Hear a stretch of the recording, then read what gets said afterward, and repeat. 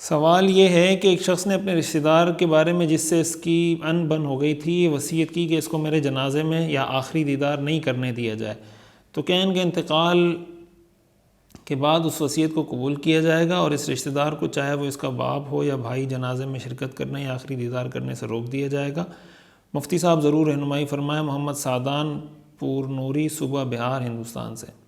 دیکھیں، میت اگر کوئی اس طرح کے کام کی وصیت کرتا ہے نا کہ جو شرعی اعتبار سے نہ تو کوئی ثواب کا کام ہے، نہ کوئی افضل کام ہے، نہ ناجائز اور مکروہ ہے، بلکہ ایک جائز کام کی وصیت ہے، تو ایسی صورت میں اس کو آپ پورا کر دیں تو اچھی بات ہے، پورا نہ بھی کریں تو آپ پر کوئی لازم نہیں ہوتا اس وصیت کو پورا کرنا۔ ایک تو ہوتا ہے نا مال کی وصیت، کہ 1/3 مال کے اندر مال کی وصیت کی، وہ ایک الگ چیز ہے۔ آپ نے جس پس منظر میں سوال کیا، اس طرح کی باتوں کی اگر وصیت کی جائے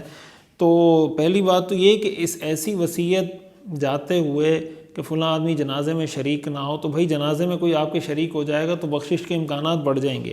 اس طرح کی وصیت تو کرنی نہیں چاہیے۔ دوسری بات یہ کہ یہ وصیت پوری کرنا کسی پر لازم نہیں ہے۔ آپ اگر کوئی جنازے میں شریک ہونا چاہے تو بالکل جنازے میں وہ شریک ہو سکتا ہے۔ جہاں تک آپ نے بات کی کہ دیدار کرانے کی، تو یہ جو نماز جنازہ کے بعد دیدار کرانے کا رواج ہے، یہ تو ویسے ہی کہیں شریعت سے ثابت نہیں ہے کہ آپ جنازے کو رکھیں اور لوگ آ کے دیدار کر کر کے جاتے رہیں، یہ کوئی شریعت سے کوئی ثابت امر نہیں ہے، تو اس رواج کو تو ویسے ہی ختم کرنا چاہیے۔ بہرحال اس وصیت کی وجہ سے آپ اس کو چہرہ دیکھنے سے روکیں، یہ آپ پر کوئی لازم نہیں ہے، آپ چاہیں تو روکیں چاہے تو نہ روکیں، اس وصیت کی وجہ سے آپ پہ کوئی چیز لازم نہیں ہوگی۔ سعید الدین پشاور سے۔ مفتی صاحب السلام علیکم۔ وعلیکم السلام۔ سوال ہے کہ جس طرح موبائل یا ٹی وی پر براہ راست سجدہ آیت سننے سے سجدہ واجب ہو جاتا ہے، تو کیا اس طرح موبائل پر براہ راست خانہ کعبہ کو دیکھنے سے وہی ثواب ملے گا جو وہاں خانہ کعبہ میں بیٹھ کر دیکھنے سے ملتا ہے؟ دیکھیں، خانہ کعبہ کو لائیو دیکھنے سے ظاہر ہے وہ ثواب تو نہیں ملے گا جو آپ براہ راست جا کے دیکھ رہے ہوتے ہیں، لیکن بہرحال خانہ کعبہ کو اگر آپ لائیو بھی دیکھ رہے ہیں تو یہ بھی اچھی بات ہے، سعادت کی بات ہے، لیکن ظاہر ہے کہ وہ ثواب جو آپ کو بنفس نفیس وہاں جا کر دیکھنے سے ملتا ہے تو اس کا ثواب، اس کا جو اجر ہے، اس کی جو فضیلت ہے، ظاہر ہے کہ وہ بہت زیادہ ہے۔ مفتی صاحب، وضو کے درمیان کی دعا کون سا عضو دھوتے وقت پڑھنی چاہیے؟ حوالے کے ساتھ بتا دیجیے۔ دیکھیں، وضو کے درمیان مختلف دعائیں پڑھی جاتی ہیں کہ یہ عضو پڑھتے وقت دھوتے وقت یہ پڑھ لیں، یہ دھوتے وقت یہ پڑھ لیں۔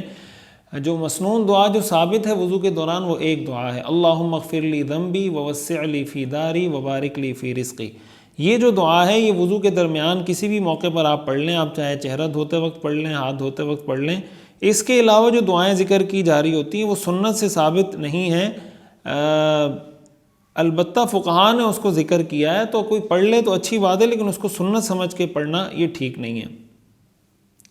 تو یہ جو دعا ہے اللہم اغفر لی ذنبی ووسع لی فی داری وبارک لی فی رزقی، یہ سنن ترمذی کے اندر یہ روایت موجود ہے کہ حضرت ابو ہریرہ رضی اللہ تعالیٰ عنہ سے یہ روایت ہے کہ ایک شخص نے کہا، یا رسول اللہ سمعت دعاءک اللیلہ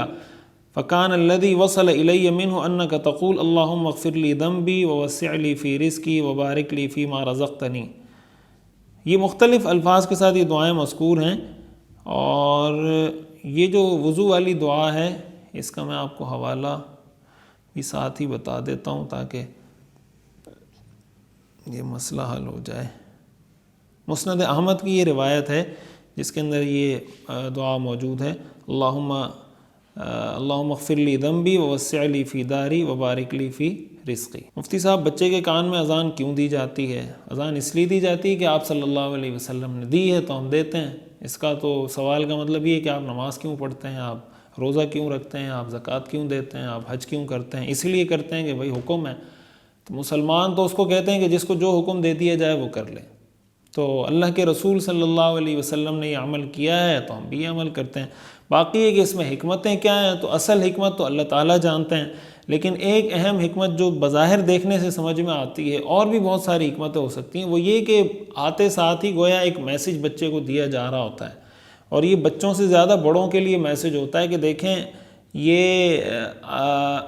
جو دین، جس دین کو فالو کر کے زندگی گزارے گا یا جس معبود کی اس دنیا میں یہ عبادت کرے گا وہ اللہ تبارک و تعالیٰ کی ذات ہے، یہ اللہ تعالیٰ کی عبادت کرے گا، اللہ اس کا معبود اور خالق اور رازق ہے۔ یہ گویا اس کو اس کی گھٹی میں، جیسے بچے کو گھٹی دی جاتی ہے نا، تو یہ سمجھیں ایک طرح سے اس کی گھٹی ہے، تو ایک گھٹی وہ ہے جو اس کو جسمانی طور پہ دی جاتی ہے، کہ اس کو گھٹی